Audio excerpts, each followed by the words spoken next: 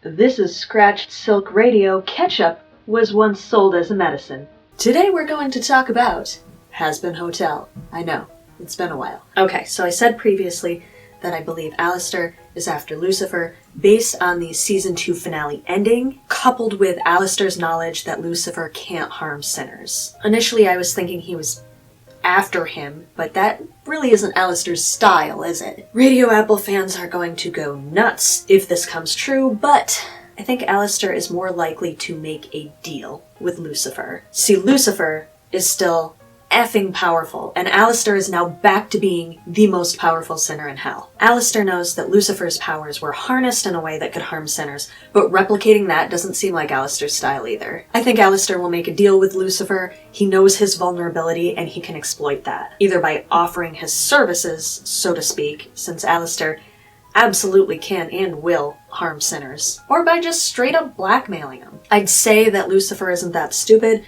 but did you see how easily Vox captured him? Like, he didn't even have to tell him to stand on the X, he just did it. I think blackmail's unlikely to work, since Vox and presumably the V's also have that information. If Alastor plans to offer protection, I wonder if it would be under the guise of concern, and I wonder how that would play out given the rocky history. He could always play the Charlie card and say that it's out of concern for her. Alastor is charming, and Lucifer's goofy, but he's not exactly naive.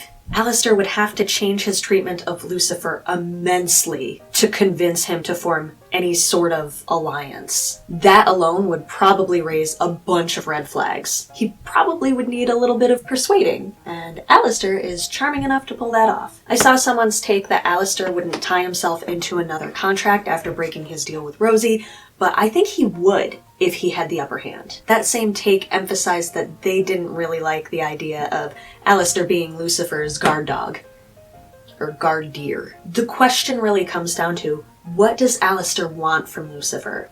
He can't very well take over hell. He can't even leave the Pride Ring. He'd have to go through more than just Lucifer to accomplish that anyway. If he wants to rule hell, he would only really be able to do that by using Lucifer as a puppet. And that's what I think he's going to do. I love manipulative Alastor, and I cannot wait to see what sort of deal he offers Lucifer. What do you guys think? Let me know in the comments.